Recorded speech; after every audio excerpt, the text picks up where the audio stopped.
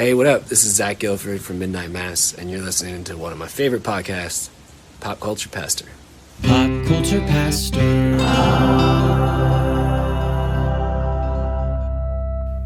All right, Cody. You ever get replaced at work? And yes. Oh, wow. Jeez. Woo! I mean, don't bring your problems to me. I didn't ask for it. Oh, wait, I guess I did ask for it. I was joking. I was going to say, you ever get replaced at work and your replacement completely tanks the quarterly numbers? Or I don't even know. What numbers do you guys do mental health people deal in? I don't even know. But like you're at home, you're retired, you're growing a beard, you're learning to make a sourdough, and suddenly your old job's in flames and everyone's like, we miss you. Please come back. That sounds accurate. That's apparently where Kevin Feige's at with Chris Evans. Yeah. Meanwhile, Sam Wilson's out here trying to make something out of nothing. And Marvel's like, oh no, the ship's sinking. Who'd have thunk that?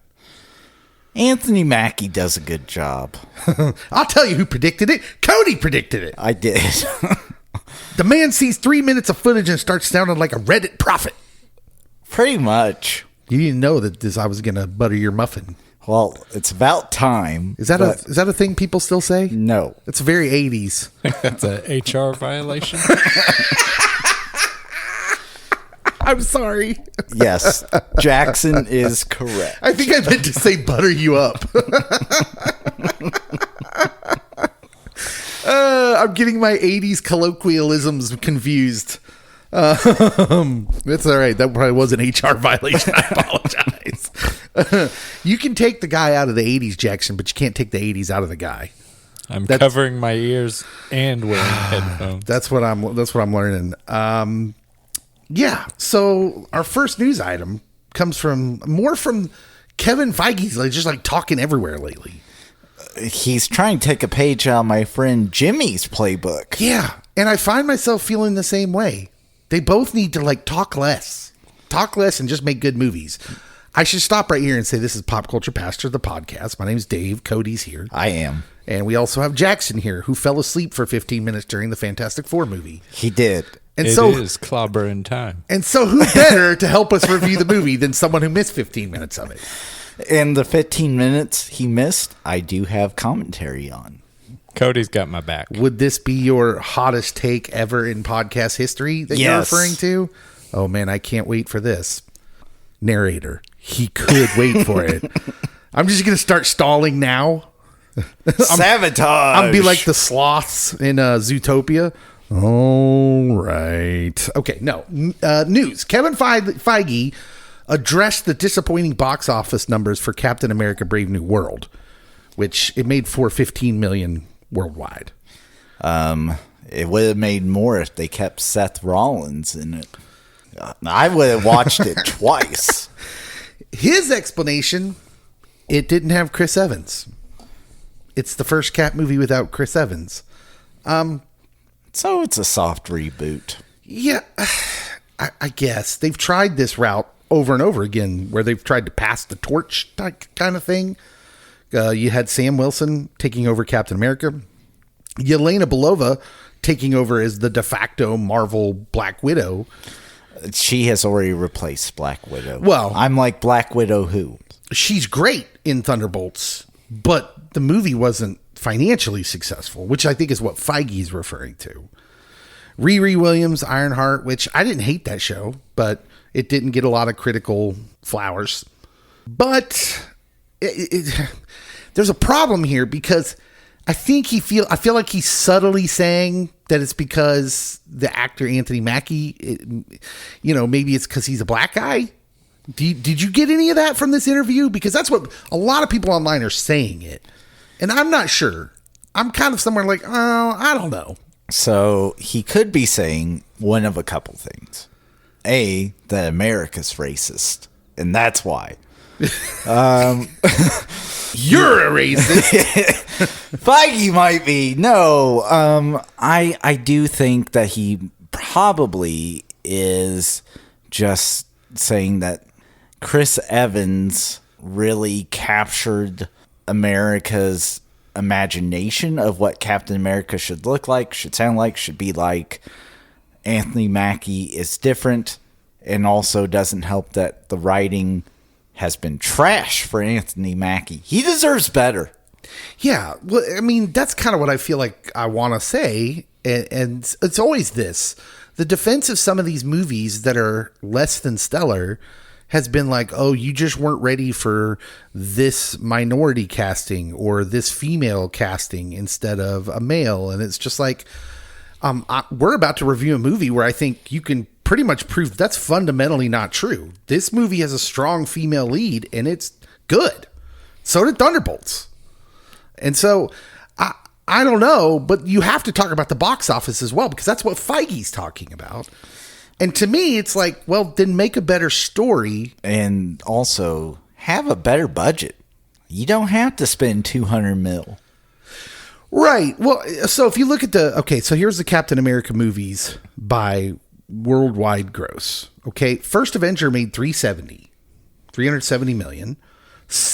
Winter Soldier made $714 million and is regarded as maybe one of the best of all the MCU movies.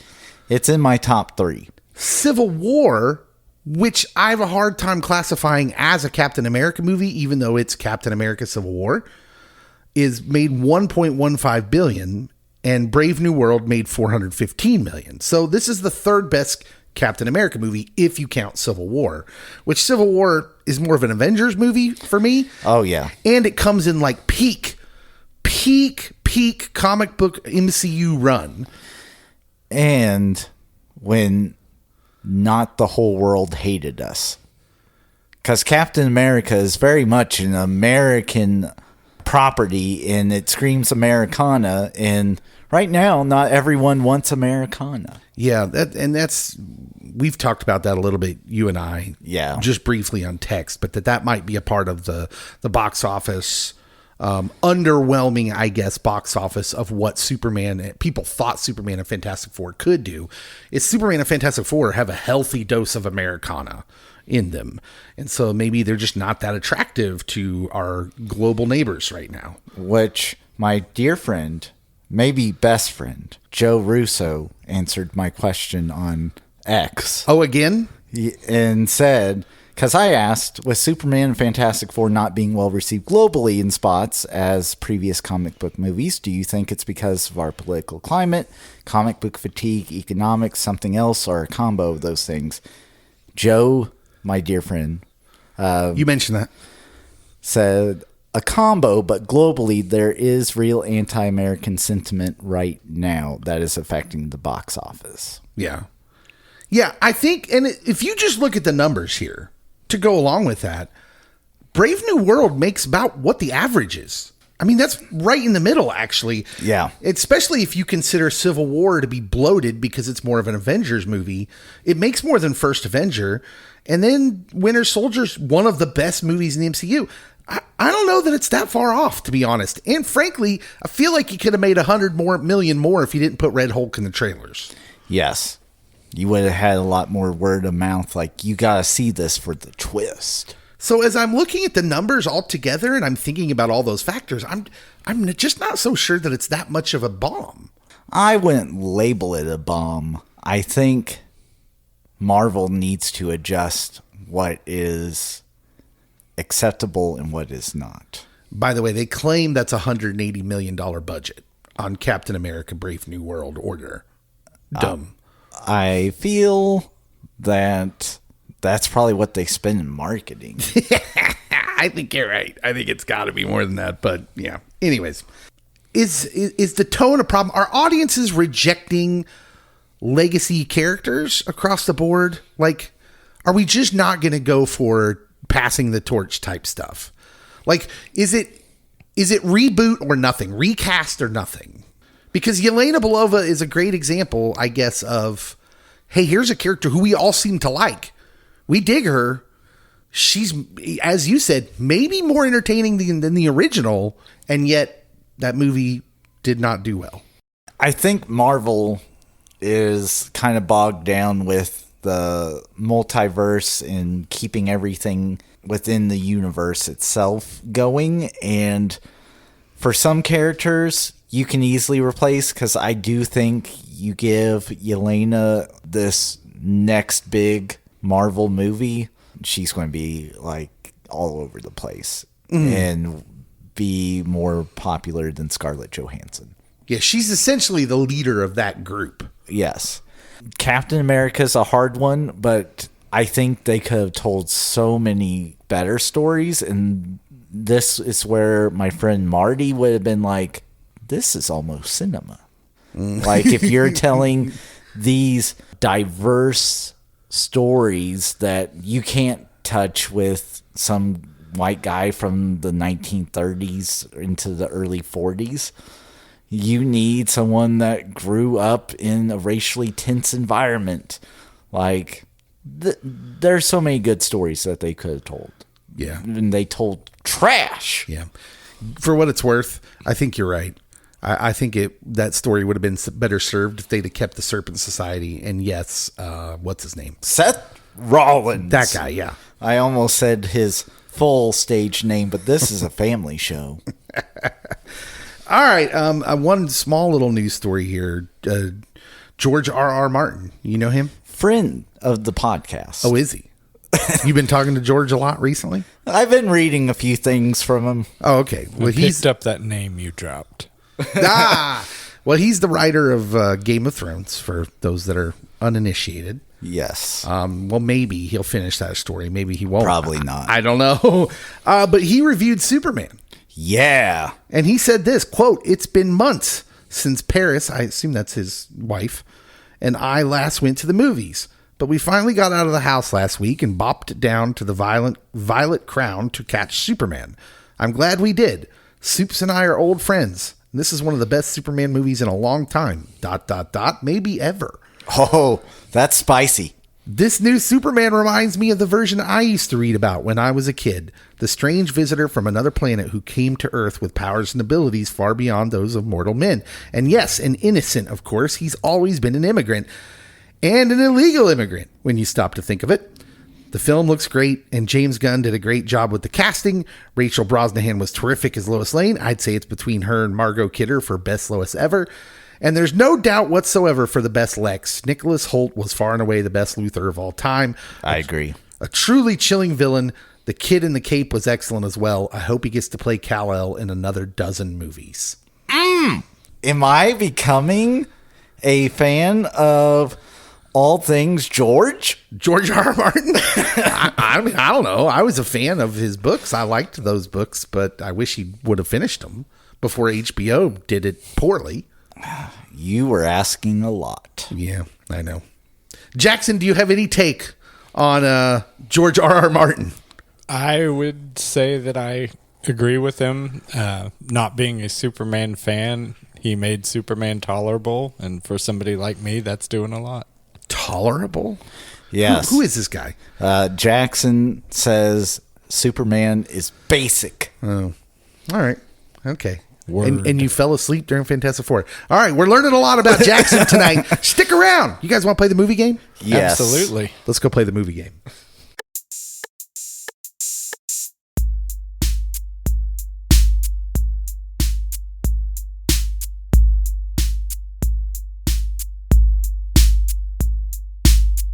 All right, we were messing around during the break there with my voice distorter to help me out for the blurb later on. It's a little too much right now. I got to figure out a way to where, yeah. What did you say I was?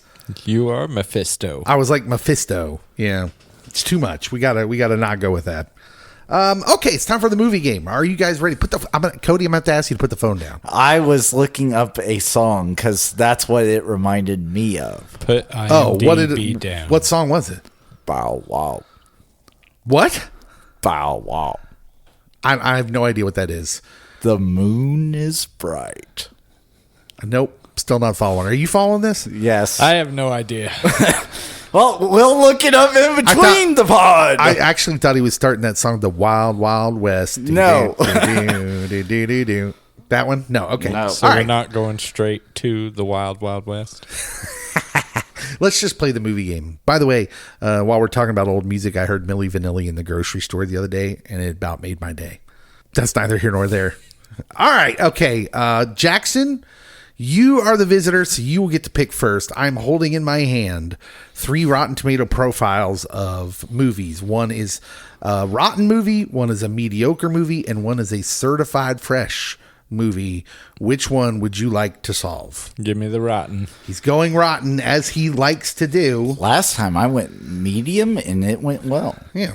Critical score is what you get first and the year it came out. This is a 2004 movie, and the critical score is 21%.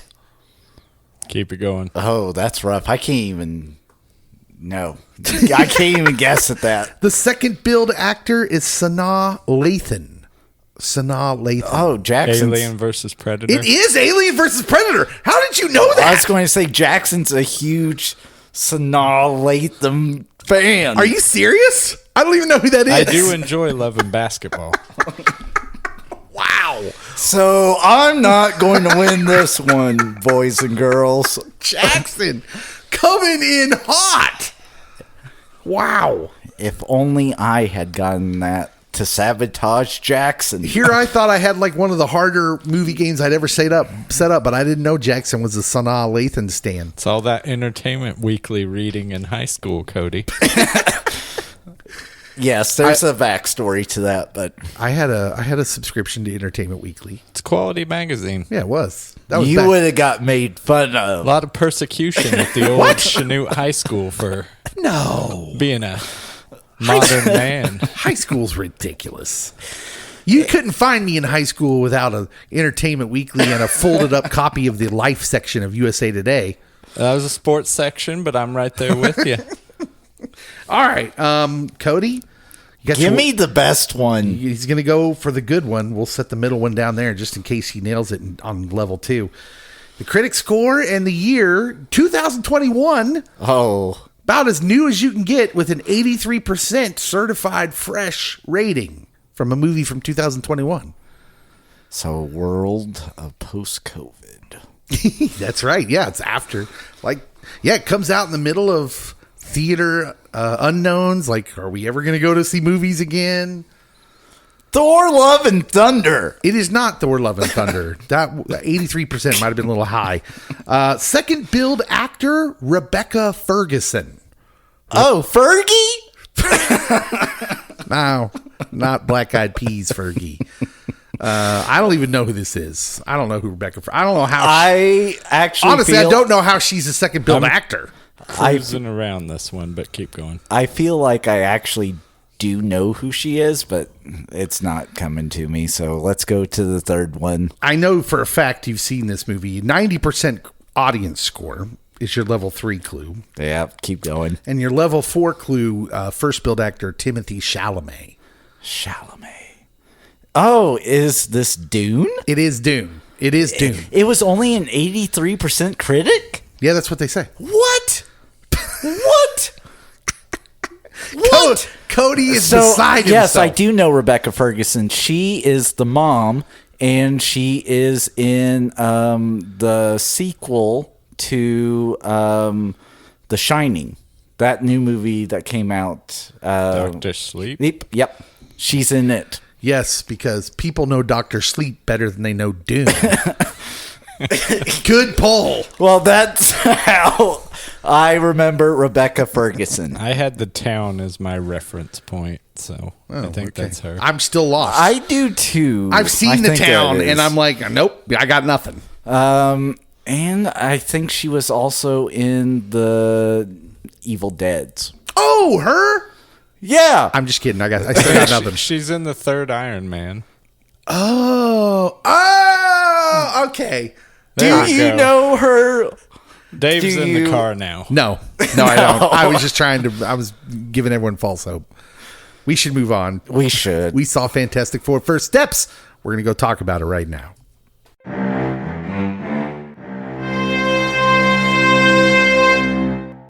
Greetings. Dave's Blurb Voice here. In a world where we do movie reviews on a podcast, you need to be aware that we are going to spoil the nerd out of this movie. We know that spoilers aren't everyone's cup of tea, so if that's you, go ahead and hit pause, see the movie, and then come back and listen to this thrilling podcast later. The Pop Culture Podcast movie review starts now. All right, Cody. After watching Fantastic Four First Steps, I've come to a realization. What's that? The only thing more wild a ride than getting powers from cosmic radiation is this movie's wild swings. Oh, yeah? 1 minute we're in a sleek Jetson-style New York. The next we're debating intergalactic child custody. With a guy the size of a skyscraper. Also, shout out to Reed Richards for proving once and for all that even genius-level intellect can't fix the fashion choice of a knit sweater in combat. Yeah! Those sweaters were nice, weren't they? They were. And if I ever start talking about teleporting Earth like it's a couch that I'm rearranging in my living room, you need to stage an intervention. I love the memes that spawned from this because they did the SpongeBob episode when they moved Bikini Bottom to avoid an Alaskan bullworm. And yes, and everyone's like, no one. Fantastic Four. Let's just move it.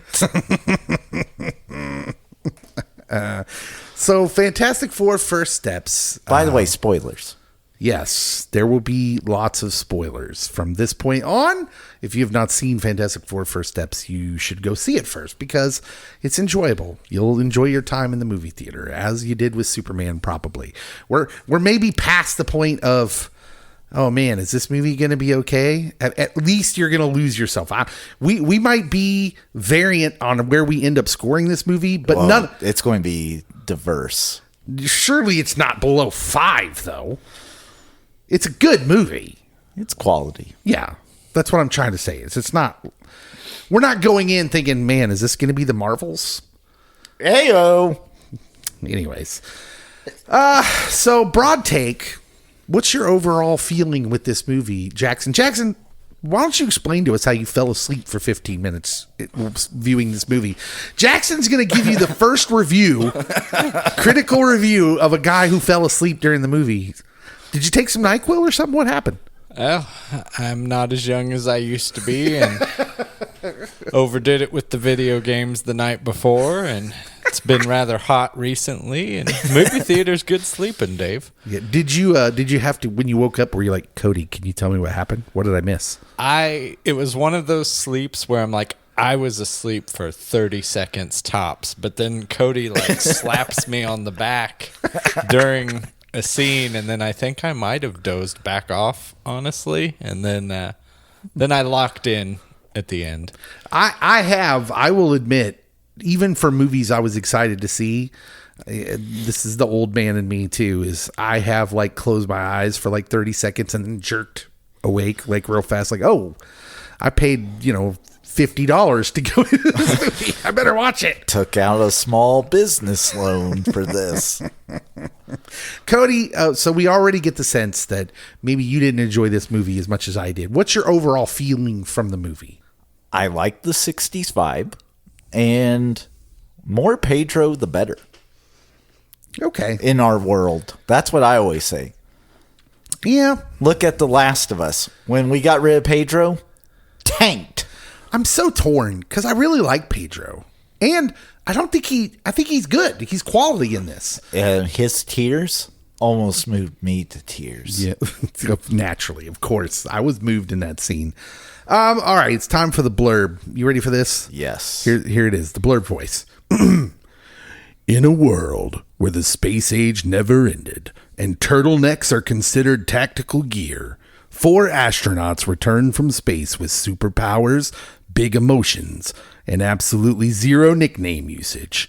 Now they'll face their biggest threat yet, a skyscraper-stomping, Shakespeare-quoting space god in a battle to save Earth and their CGI baby from becoming Galactus's next snack. Vanessa Kirby cries, Pedro Pascal stretches, and Julia Garner surfs silently through it all in the MCU's grooviest, most retro-futuristic reboot yet. Buckle up for mid-century mayhem, cosmic guilt, and the power of family. Because apparently Vin Diesel was booked. We saw Fantastic Four First Steps. We did. For better or for worse. For better. Jackson, Don't make me throw some at you, Cody. It's too early in the pod. I'm just going to preface all of this with Cody sends me a message or a text midway through the week, and he's like, I'm going to have the hottest take in the history of this pod. And I found myself getting unnaturally angry, not even knowing what it was. Yeah. I'm like already getting mad at him. So you were pulling a Mark Ruffalo. You're always angry. That's my secret, Cap. I'm always angry at Cody. All right, Jackson, what's good in this movie? What's good is... Besides the air conditioning in the movie theater. Yeah. That baby. A+ baby acting. That was CGI. Did you know that? The whole time? Yes, absolutely. It was CGI, I thought baby. the stomach part for sure, but... That was the best in vitro acting I've ever seen. That baby gave Dolores a run for her money.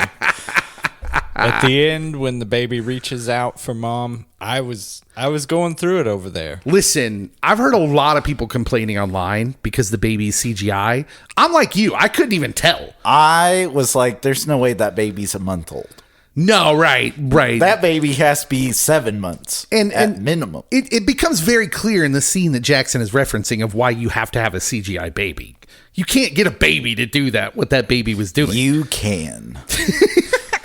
I mean, that was some seriously good acting. Yeah. Cody, what's good? The cast. I knew it. The cast. It's a good cast. Everyone did enough for me to notice them. Yeah. Pedro was, of course, Pedro, and everyone has great chemistry with Pedro. Vanessa Kirby, she really shined in this. And then, of course, we have Joseph Quinn, who Jackson leaned over in the movie theater and said, why am I supposed to like him? That was literally a question. He did a good job. No John Malkovich, which it says he's in this movie, but he's not. Yeah, they cut his stuff. Julia Gardner, I'm like, you could have got anyone to play the Silver Surfer, really, but she did a good job. Ralph, he's phenomenal as Galactus. Paul Walter Hauser, everyone's favorite wrestling fan / actor. Is he? He's mine. All right. And then Ebon. Is Eben? I'm calling him Ebon. Eben Moss Bacharach. Is he related to Burt Bacharach? Does I anyone know? hope so, because that would be epic. That's ever since I saw his full name, that's all I could think of. It's like, is he somehow related? And then I just think Austin Powers. But yeah, right. Burt Bacharach, baby. He did a good Ben Grimm. Yeah. Yeah, I thought all those were good. Jackson, do you have any thoughts about the main actors here? Because I thought they were all pretty darn good. I felt like your endorsement of the cast kind of left off halfway through. I left off a couple people. I left off on purpose because they might not hold up. Well, the interesting thing is like, as far as your casts for MCU movies go, this is, and it's a sign that this movie's not really connected to the MCU at large. This is a pretty small cast for a superhero movie. Yep. This isn't them lining up the chairs for the announcement, you know? Like, this is a pretty small cast. And Vanessa Kirby as Sue Richards, I had her on my What's Good lists. Far as I could tell, she is the one who benefits the most. She commands every scene she's in. She's the perfect representation of Sue. Everyone knows Reed makes the decisions, but to assume that Sue's not a contributor to those decisions would be folly. She's a powerful player. You can feel that power coming from her, and that's because Vanessa Kirby plays that role really, really well. She does. And for me, she's my favorite Sue. Oh, it's not even close. Like, I don't even like Sue in the comic books that much. Like, she's a relatively boring character for me. And yet in this, she was great. Pedro Pascal as Reed Richards. Let's talk about Pedro, because I'm glad he kept the facial hair. I don't know why you want to hurt me. Why? John Krasinski also had facial hair as Reed Richards. And he might have been the best Reed Richards until we got Pedro. Pedro's great. I mean, listen, I'm not going to say anything bad about his performance, but there's something. He's not quite Reed for me, and he's Is not it because he writes sloppy? Who writes sloppy? Pedro. He writes on the chalkboard a little sloppy. He's not quite the Reed we'll eventually see in the comics, I guess, because that Reed would totally sacrifice his family to save the Earth. But he does represent like 1960s Jack Kirby Reed pretty well in this movie, I think. Because he's not that Reed yet. He's not the Reed that you think of, like, oh, this dude would have totally sold out his family to be right scientifically. Right now, he'll just contemplate it. And I thought they laid the groundwork for that future Reed well without banging you over the head with it, which I think is going to be a theme for me in these characters. Because I believe by the end of this movie that it is a Reed that could get there in time. They give you these little subtle moments where, hey, the things rattling around in his head are kind of disturbing of how far he would go to be the winner of some scientific showdown, right? Winner, chicken dinner. But at the end of the day, Pedro did well. That's all I'm saying. Eben Moss-Bacharach as Ben Graham. Ebon. It's not like Elon Musk. I love what this movie does with him in so little time.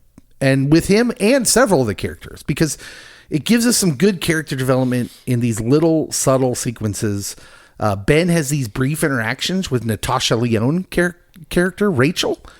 And it gives us a lot about Ben without having to beat us over the head with it, which is what I said about Reed. This movie does a great job of this very good kind of storytelling, which is it leaves them room in the future to make any one of these subtle character personality traits a much bigger part of the plot without feeling like it's overdone. You know what I'm saying? I do, and I will have pushback later. Okay.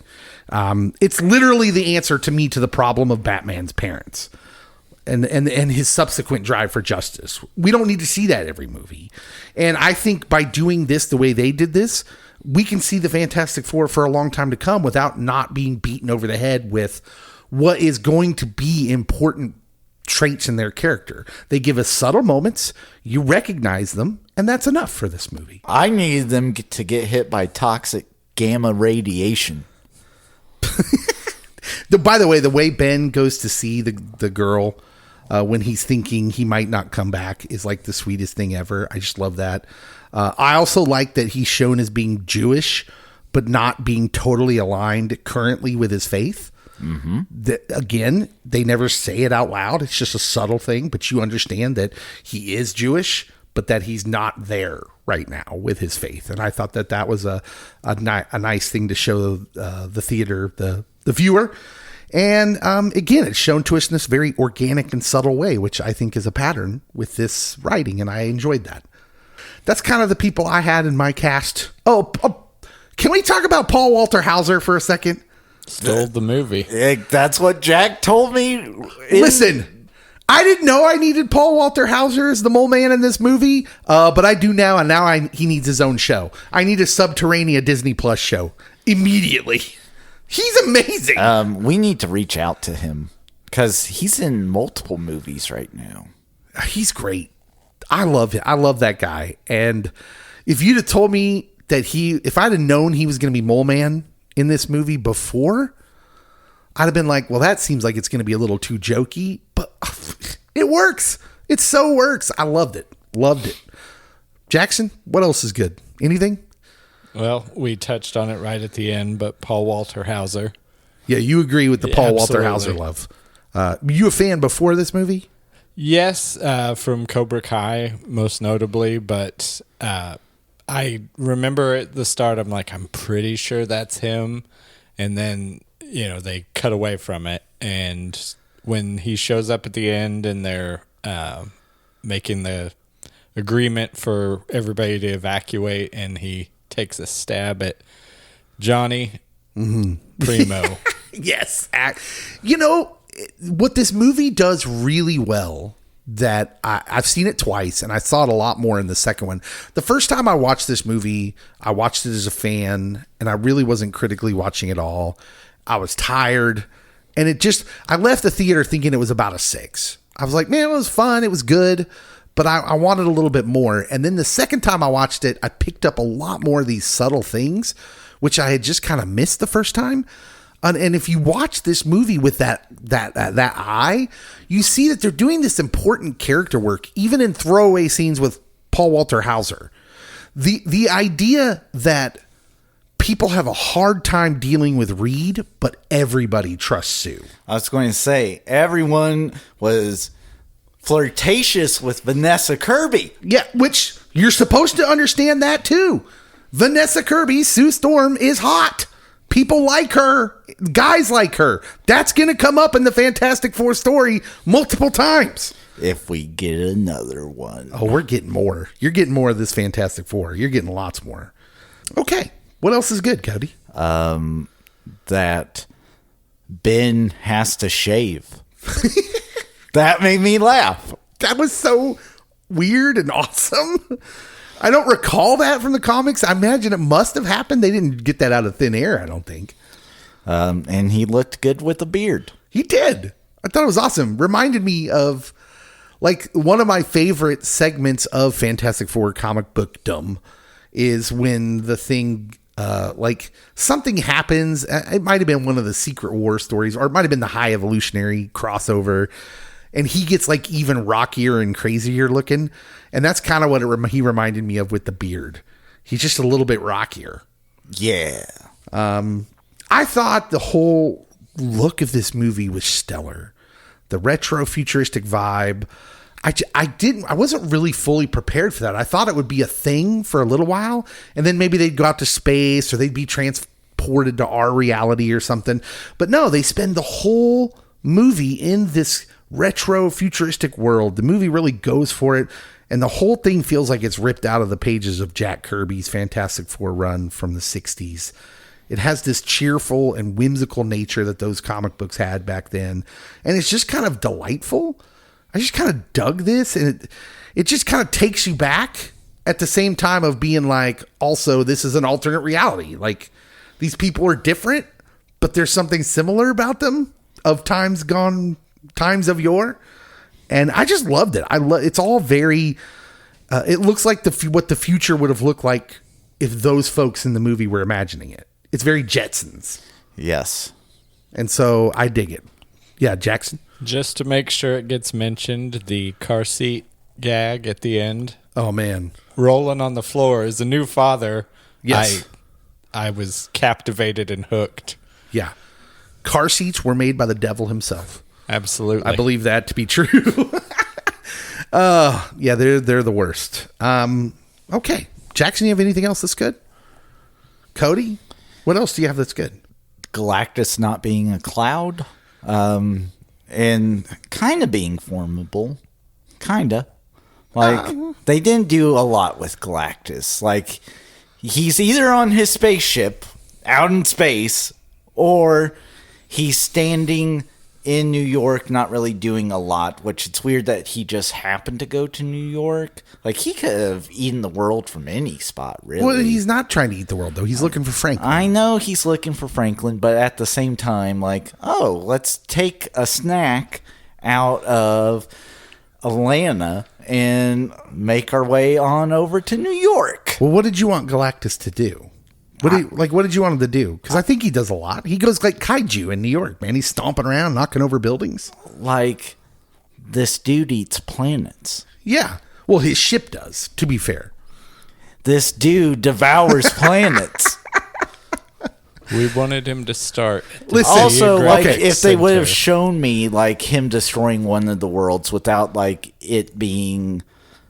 his ship.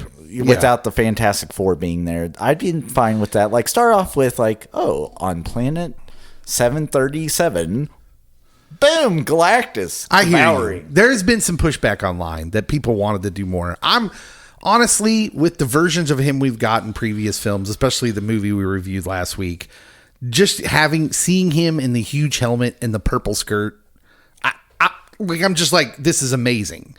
Galactus is depicted in a way that I felt like it made him menacing. He's menacing, but kind of noble in that he's like this.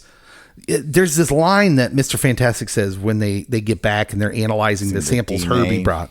And he's like, he's billions of years old. I'd need 10 years to analyze this and figure out a way to beat him or to fight him. And like, there's this, when they talk about him, there's this reverence. And so like, that's Galactus. He should be scary, but there's also like this weird nobility about him. And I just love that they kind of got that part, even if maybe I'm willing to concede that we don't get to see him do a lot. I was going to say, Sue defeated him pretty easily. All you need is Sue. Well, when you're that big, Cody, you get off balance easily.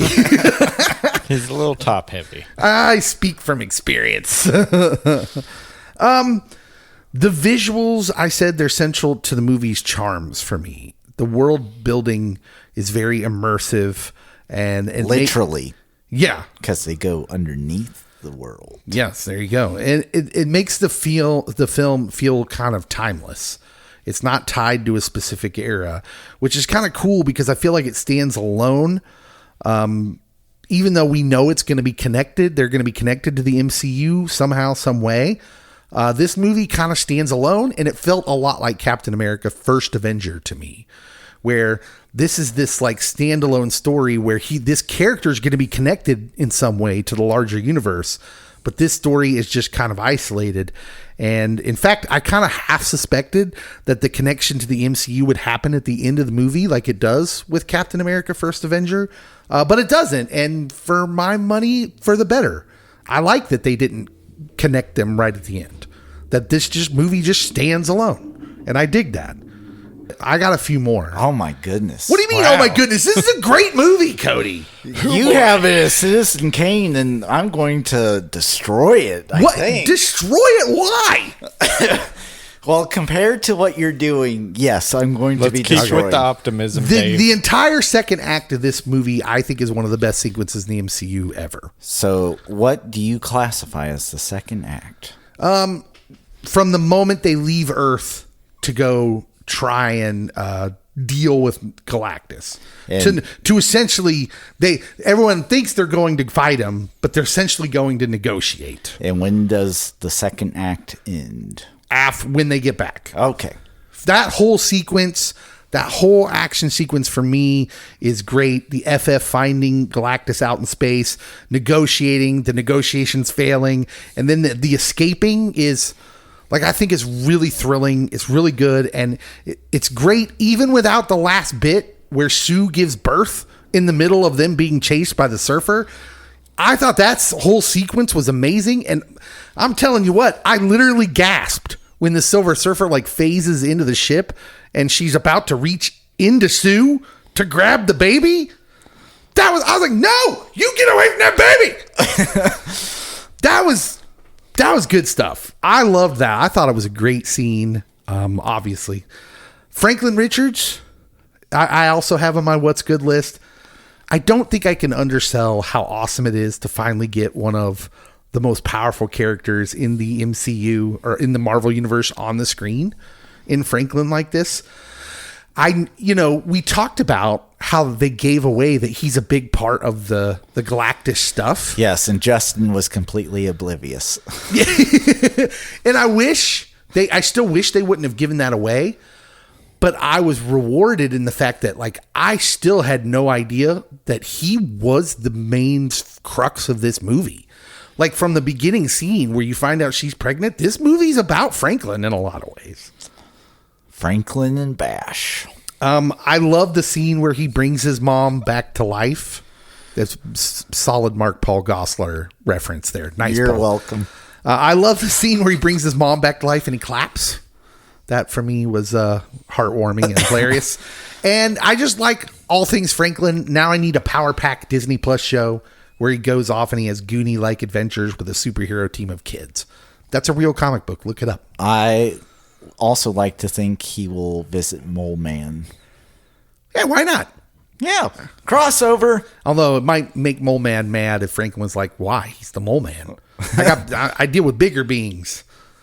Okay, what's not so good?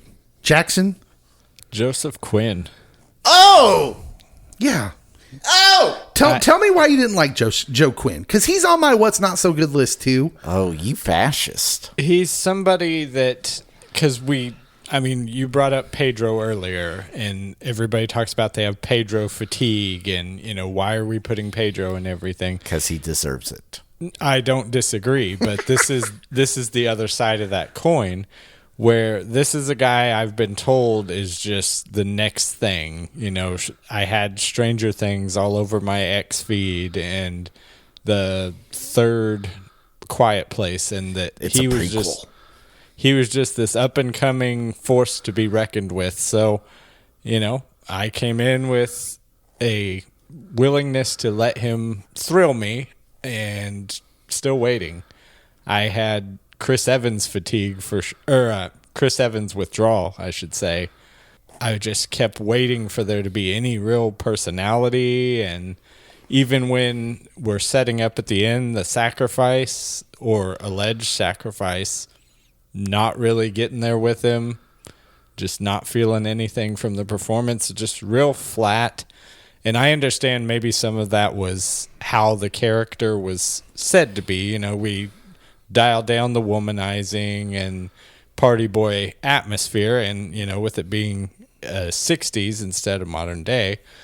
But I'm just left wondering, what is the big deal behind Joseph Quinn? Why am I supposed to care about this character for future iterations? Yeah. Let me go, and then I'll let you rebut. Oh. Because I have some ways I want to agree with that and some ways I want to disagree. I'm like in the middle. When I heard they'd cast Joseph Quinn as Johnny. And not Michael B. Jordan. I was actually really excited. I actually kind of like Joseph Quinn. I've seen him in, Stranger Things, but there was also something else we saw him in recently, Gladiator 2. Yes. Which he wasn't bad in. It was just a bad script. Yeah. And I think if there were parts, like, this isn't a perfect movie for me. Even though I enjoyed this movie, it's a lot like Superman. There's a lot of things in here that I can look at and say, I don't think this part was very good. And one of those parts is Joseph Quinn as Johnny Storm. Johnny should be fun. In the comic books, Johnny is not a scientist. He's not a pilot. He just kind of goes along because Reed likes Sue, and Sue's a scientist that was in the lab, and they just let Johnny come along. That's the origin story for Johnny. So he's not like an expert per se in the comics. Like he's implied that he is here. He's apparently a master linguist. He is. Yeah, that's not to say he's not intelligent in some way. Well, I would hope, being siblings with Sue, he'd have some intelligence. I just kind of have a problem with him not being kind of the fun guy, which it seems like they had moments where they try to give you that, but then they dialed down, like you said, a lot of the other stuff. I like space, and I like beautiful women. That's all you need. That was great. That was funny. The Human Torch. I'll put it this way. In the comics, like, one of the defining characteristics of Johnny in the comics is he's friends with Spider-Man. There was this run of comics called Marvel Team Up, and it was always Spider-Man and someone else. That was the whole point of the comic. It was always a standalone story. It was Spider-Man, someone else, and most of those are Spider-Man and the Human Torch, Johnny Storm. And in those stories, Peter always feels like the more mature of the two. I don't know that Peter, our Peter, would feel more. He'd strike us as more mature as this Johnny. It's a multiversal Johnny. I feel like this Johnny is too much of an alternate Johnny. I don't know him. Long live Chris Evans. Absolutely. Yeah, this Michael B. Jordan slander that keeps happening. Listen, didn't we talk about this last week? No offense to Michael B. Jordan, but there's nothing redeemable about that Fantastic Four movie. I would say that about most Fantastic Four movies. We just did one. We just did the one last week, and there was a couple things we liked. It's this Fantastic Four movie or nothing. Did you want to defend Joseph Quinn? Oh, he's good. Oh, okay. He's charming. He seems innocent and young-ish. He's charming. And I do think that if you're trying to make the Fantastic Four somewhat relatable, I don't think you can lean into the campiness of how it was written in the 60s completely. You're going to have to alter some of the characters. And having him be somewhat intelligent, he's definitely still looked down upon because instead of helping with some things, he's like, how about the design of the suit? And Pedro's like, I'll get to it. Like, he's still not considered to be an intellect in that group, but he's not just some schmuck. Yeah. I mean, I'm okay and with I'm that. good with it. And I think that him having this innocent charm and being the one that connects to the Silver Surfer versus how in the previous movie that we reviewed last week, that it was Sue, I was actually intrigued with Johnny for once. Like, Johnny held his own, and he's the one that deciphers what it is that she says, and he's the one that gets her to kind of flip her switch on what is right and what isn't. I will back that up. It became clear when you're watching this movie why in this alternate reality we have a female Silver Surfer. It opens the door for that whole interaction, which is good. Mm-hmm. I enjoyed that interaction. But I'll let you go with your what's not good last, because I have a feeling that you're going to have a lot more than me, because I just have this one more and it's kind of tied. Oh, my Lanta. To Joseph Quinn. And so in the same way that I don't think it's Joseph Quinn's fault, I just have issues with the way they wrote him. Julia Garner as the Silver Surfer, who is a wonderful actress. Jane Wolfman. I mean, like that you got her to play that so stiff. I don't know I don't understand that. Like, they played the Silver Surfer even with Lawrence Fishburne's voice in Rise of the Silver Surfer. It's pretty stiff. The Surfer in the comics had emotions, y'all. No, he didn't. Yes, he does. Because I have seen 2 movies with him. The movies are terrible in that regard. The Surfer has emotions. He's a real dude. In this movie, he's a real she's a real. Larry Fishburne does not need emotions, and neither does this lady. For me, to take an actress like Garner and make her play it that wooden, even when she's turning at the end, that was just kind of an oof. I feel like she's wasted in this movie. I feel like if she was Ruth from Ozark, though, kids wouldn't have been allowed to see that movie. But you see the range she has. Yes, absolutely. She's a wonderful actress. Wolfman, she was good. And I just don't understand why the Surfer is so wooden in these movies. I just don't get it. Because they're alien. They don't have human feelings I agree. or sensibilities. That's xenophobic.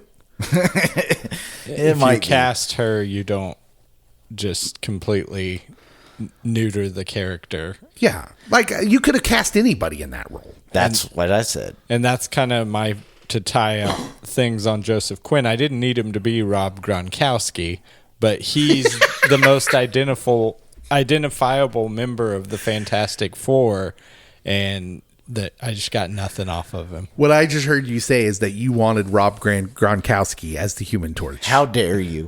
Which would have been a completely different movie. It would have been. All right, Cody, it's time. I cede the floor to you, and now await your hottest take in the history of the pod. I'll get to the lesser takes first. Okay, hit me. Get rid of Natasha. Just get rid of her. All I can think of whenever I see her is her Old Navy commercials where she's like, Natasha? Oh, you're looking spiffy. Who are we talking about? Natasha Lyonne. Get rid of her. She's barely in the movie. I know. What's wrong with her in the movie? Barely is too much, Dave. I didn't know Jack was removing stars as she would come Per on. scene.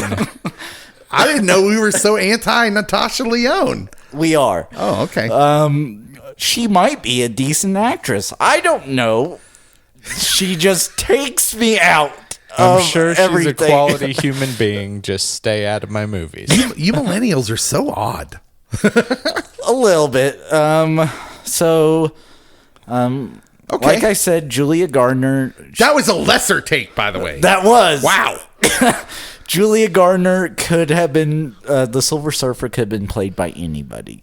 Mm-hmm. They could have had me in a wig, and it would have been about the same. Yeah, I feel sad for Julia Garner. I just feel sad. I do feel that's your solution a lot of times, though. It is. Okay, so my hot take, I gotta preface this. Oh, okay, here we go. Let me ready myself. Okay, so there was a movie that was very controversial. Very controversial. Okay. From the DCEU. It was called Batman versus Superman. Oh, yeah, yeah. And there was one scene that was knocked by comic book enthusiasts. Mm-hmm. Which scene could you... I'll you're going to get there? Yeah. Okay. All right. And because I'm going to need more. They made fun of it nonstop. It was just one name. Martha. Mm-hmm. And it stopped Batman from beating the ever-loving nerd out of Superman for a little bit. Staggered him because why would you say that random name? And then, only the scriptwriter knows for sure. Only the scriptwriter knows for sure. And I told you back then that I thought that was realistic, that would actually stagger someone potentially. Like there's a 5% chance. It's an outlier, but there is a realistic chance that would be enough to break the violent outburst episode that person's in. Man, right now, my head, I am a meme, the math meme, where I'm trying to figure out where he's going with this. Okay, so this movie made it 1,000 times worse. Oh? This is when Jackson was asleep. I'll have to catch I was wondering why Jack was so quiet. And it's the whole reason I kept asking Jack, so did you see this scene? There's 1,000 angry New Yorkers outside the Baxter Building. Okay. Vanessa Kirby gives a lovely, moving speech. Mm-hmm. But they're willing beforehand to rip the baby apart and throw it to Galactus when he gets there. That's how angry the people are. There's a little hyperbole there, but I'm gonna allow it. It's a mob mentality. I'm gonna allow it. 1,000 angry people. And without a megaphone, without anything, she's like, I would not sacrifice my baby for the world, but I wouldn't sacrifice the world for my baby either. And I'm supposed to believe that everyone's like, you know what? Shucks. Checks Logic out. wins again. We're going home. Yeah, that's exactly what you're supposed to believe. That was Martha No. times 1,000. Because with one person, I can stretch my imagination to believe it. 1,000 people, mob mentality. We have seen this play out in the real world, and it doesn't play out like that. People will riot. People will try to get at them. It would have been better for them not to even show up to the Baxter Building because they know the Fantastic Four would overpower these mere humans. That would have been logical, and I wouldn't have thought two thoughts about it. But they showed up. They're ready for blood. Why are they like, oh, this speech, it worked. I'm going home. Okay. This isn't going to be a full rebuttal because I'm going to concede that there is some suspension of disbelief you have to have in this scene because I felt it. I understand what you're saying. Like, the speech was good. Yeah. Vanessa Kirby delivering it was phenomenal. You're not taking into effect everyone else that's around her. Yeah. Okay. Like I said, I'm going to concede this, but I'm also going to tell you not taking some things into context that you're deliberately leaving out. This isn't our New York. This is an alternate reality. An alternate reality that we're told no longer has militaries. No country in the world has militaries. There is a peace like this world has never known on that world, which would change the demeanor of people. It would change. Then they There's should not less be showing anxiety, up to the building. Less stress. They're showing up to the building because they've never had to deal with any sort of adversity. They show that in the movie when they come back and they're like, "Well, we didn't defeat him." They can't even process it. They're like, "What do you mean you didn't defeat him?" Yeah, no, that's not how people in any universe react. How would you know? It's a completely fictional universe. Then I need anyone that said that Martha scene was trash to issue a full public apology. That's a stretch. The stretching to the Martha scene. No, the Martha scene is spot on. Like, everyone's like, why would he stop? Why? Why? Oh, I don't think I ever said that. I just think it was stupid.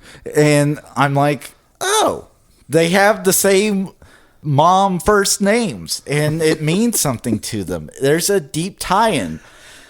I think people owe Zack Snyder an apology for that. Okay. After this movie. Jack's been wanting to say something for a while, I think. When this hits streaming, I'll watch it in the daytime, and then I will report back. He watched it at 1 o'clock with me. All right. It's fair enough. I'm willing to concede it's a stretch. It was a part of the movie that I realized, like, okay, the speech was nice. It was emotional. It was resonant, as I'm about to talk about in deeper themes. But it is a stretch. I get it. Huge stretch. But let's go to the deeper themes. Let's examine the good part about that scene, because Sue Storm faces this gut-wrenching decision. Protect her son Franklin at all costs or save the world she's a part of. And that line, she says, "I'm not sacrificing my son for this planet, but I won't sacrifice this planet for my son." That strikes at the heart of this kind of parental love and responsibility. And it's very abnormal in what we would think of in our culture. As parents, we do anything for our kids. And Sue, I found it refreshing, if somewhat unbelievable, that true love isn't just about self-preservation. It's also about the sacrifices we make for the greater good. It's a powerful choice that's all about balancing personal love with responsibility to others. So I like the conceit of the setup of that. Not saying they played the scene well. My friend Reed, he would have said, "I'm willing to sacrifice my son for the whole world." Comic book Reed, definitely. And this one contemplates it. This one, but then gets sassed. He admits it's rattling around in his head, which upsets her. Oh, which is what kind of why she goes out there. But I think the whole point of that scene is because you're supposed to compare that to Shalabal, the Silver Surfer story, because she was faced with a similar dilemma, but her decision is much darker. She sacrifices the lives of not just one world, all worlds, but countless worlds to save her people. There's a utilitarian thing going on here, Cody. The idea that the greater good justifies the greater harm. And in contrast to Sue, who chooses to protect, like, I'm going to go down trying to protect her son and the world, Shalabal made a choice that challenged us to think about what we're willing to give up and the totality of what we sacrifice in the process. Like, there's a real trolley dilemma going on here, which I think is kind of cool to think about. Team Reed. So I will concede that the scene you are discussing is not well thought out. And maybe there's something cut there in its length. John Malkovich. That would have gave us a little bit more depth in that moment, because you're right. The way they all instantly kind of be like, okay, maybe we were wrong. You have a point.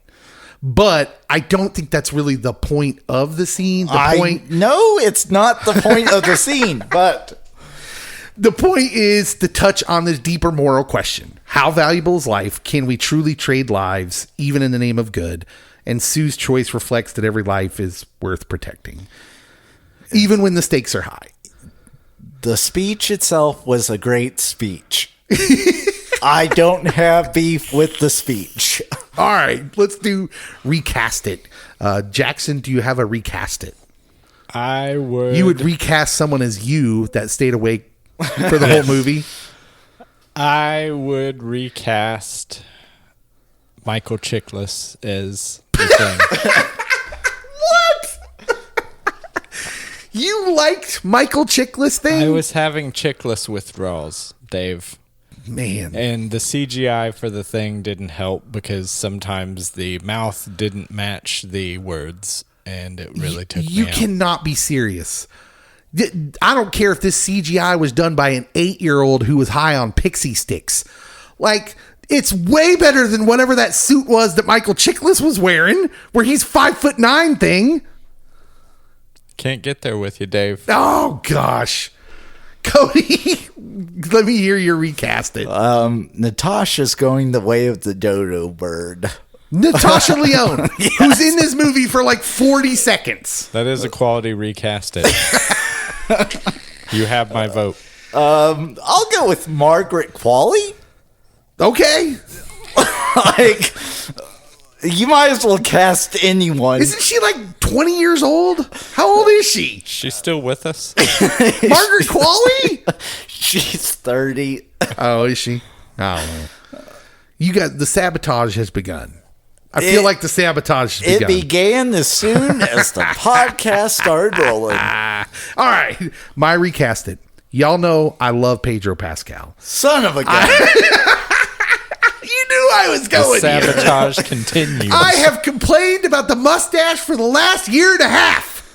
He doesn't look right without it. Reed Richards should not look like he's 5 minutes away from hosting a true crime podcast. John Krasinski had a beard. He did. That's different. Reed has had a beard. He's never had just a standalone stash. He had scruff. Pedro had scruff with it. Doesn't matter. I'm recasting him with Adam Driver, who Marvel did talk to about this role, and he wanted more money. You take Disney to the cleaners, Adam. But Adam has the intensity, the intellect, the slightly unhinged energy that fits a guy who's trying to save the world with rubber limbs. And he just looks like he's got rubber limbs, does Adam Driver. He looks like real life Plastic Man. I would enjoy a Marriage Story Reed Richards. But he's got, so Adam Driver has that, like, he plays deep inner conflict well. Not that Pedro doesn't, but I think Pedro's too lovable. Well, if you want me to watch it, you cast Pedro. So I'm pitching Adam Driver as Mr. Fantastic, someone who can stretch both emotionally and physically in a way that's a bit more authentically complex. Reed is a truly maybe the most complex character in Marvel. And I didn't get that from Pedro. Pedro plays him more anxious, like he's got more anxiety. Well, they live in a utopia, Dave. Okay. They live in a utopia. That's what you just told me. Yeah, so okay. Well, which way are we going? If you get that, then I get this. How dare you? Jackson, who's the winner of the movie? Paul Walter Hauser. So, I mean, the obvious is Pedro, and I could go Vanessa, but I'm going Paul. You're both going Paul Walter Hauser. Double Paul. Like, listen, this is probably a big role for Paul, even though it's a very small role.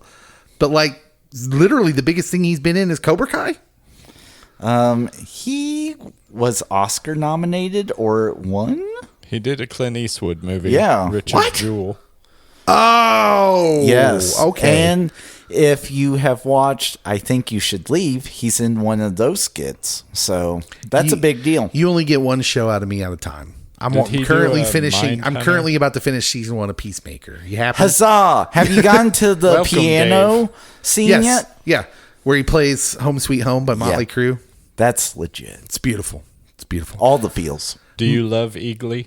I do love Eagly. There we go. I believe an eagle can hug a human. I don't know how we got on to Peacemaker. I have that Funko Pop. So my winner of the movie, Vanessa Kirby as Sue Storm. She's got heart, strength, actual emotional depth in a character that's usually kind of written like set dressing with force fields. Sorry, Jessica Alba. she definitely had the best speech. Yeah, and she's written well too. Like, she gets a lot to work with here, but she owns every scene she's in. She's the emotional center of the movie, the one making the impossible choices and somehow keeping Reed in check. She's a character I'm not all that interested in the comics. I already said that. except when she's almost causing a war, Helen of Troy style with the Atlanteans. I hope they adapt that in some way. Vanessa Kirby keeps saying that she's well aware of her connection with Namor. Yeah. For Marvel, who's been trying desperately to force feed us female characters, we now have 2 movies in a row with great female leads in Yelena and Sue that are successful. I like those characters. I like the movies. Now, the problem is, will they be successful financially? That's a whole nother thing. I think it's going to have a similar box office run as Superman. Yeah. Which is good. Yeah, it's good. Jack, who's your loser of the movie? Loser of the movie is John Malkovich because he wasn't in it. Man. Yeah, look, I think the movie's tidy and I think it's a good length, but I do wish I could have seen what that was all about. Sometimes tell, don't show isn't the best. Yeah. Yeah. I don't know if it's John Malkovich sometimes. If it's just some other, because clearly it's a random throwaway part of the story that they didn't need. Or they really did need, and it would have been Citizen Kane. It might have upped the zany factor, but I kind of feel that's Fantastic Four's wheelhouse. Yeah, you might be right. Cody, release the Shackman cut. Cody, who's your loser of the movie? So it was nearly John Malkovich, but I got co-losers. Oh, okay. Come on, Natasha Lyonne. It almost was. I did not see the Natasha Lyonne slander coming. I'll be honest. Human Torch and Ben Grimm. Okay. They both really get very little to do. Yeah. Like, it's definitely Reed and Sue. Mm-hmm. And I get those are the 2 that most people draw to anyway. But maybe if you hadn't cut so much of the movie, there might have been a little bit more for both of them. Yeah. So I did say that I think they do some very good character work with some very subtle moments, but that doesn't mean I didn't want more. Yeah. And especially a Ben. I love the Thing. I love the way Eben Moss-Backrack played him, and I just wanted more. I wanted more from him. My loser of the movie, and look, it pains me to say this. Natasha? No. Baby Franklin. Not because he's a bad actor, because he's not a real actor. That's right. The youngest member of the Fantastic Four fam, full-blown CGI baby, and I, for one, Jackson, am mourning the decline of the humble baby actor. He took a SAG check from a baby. Gone are the days of casting twins and praying they don't cry mid-take. Like, we're never going to have the Olsen twins again. And that wouldn't be a thing right now. And we blame Allen Iverson for this. Now, I don't even know what that means. But now all we got are mocap diapers and FX spit up, and somewhere out there a perfectly good Gerber baby is out of work. Hollywood should be ashamed. I demand a Thanks a lot, AI. I demand a real baby. Well, that one Clint Eastwood movie didn't have a real baby. That was Bradley Cooper. Cabbage Patch Doll. Yeah. Garbage Pail Kids? No, American Sniper. American Sniper. I'm messing with you. All right. How many silver surfboards out of 10, which are definitely not a part of her body? Jackson. 6. 6. Okay. 6 6. out of 10. You're also giving it a 6. Like that. So there's moments that I'm like, that's an interesting choice to make. Like Pedro couldn't get it up to an 8. But he tried his best. Okay. I'm giving it the exact same score I gave Superman. I'm giving it an 8. I loved it. I thought the second time I saw it, I felt it was even better, but I'm going to leave my score at an 8 because I consider giving it 8.5, but that wouldn't be right. I wanted to have the same score as Superman because that's how much I enjoyed the movie. That was about the same level of enjoyment, minus what I'm going to say after this next question. Let's settle it once and for all. If you had to get rid of one of these movies, which one are you keeping? Which movie are you keeping? Superman is rewatchable. I'm keeping Superman. Okay. Jackson? I'd toe the line with Cody. I don't know that I'll ever go back to this after I see the entire thing. He's got to rewatch it for the part he fell asleep through. Like I said, I think it's just as fun and enjoyable as Superman. Where I would pick Superman is he's a more beloved character to me. personally. However, I think Fantastic Four is a better done story from beginning to end than Superman. But Superman for me is more enjoyable and has better character beats. I will disagree with part of it and agree with the last part. All right. What did you guys think of Fantastic Four First Steps? First Steps, yes. Which makes lots more sense when you realize how much Franklin has to do with the movie. And the tail end. Yeah. And how most first steps are not stable. Yeah. Very good. Like this movie. Like Galactus, when he gets a little off balance. Absolutely. Tell us what you thought in the social media post for this. As always, don't forget to subscribe, share our stuff.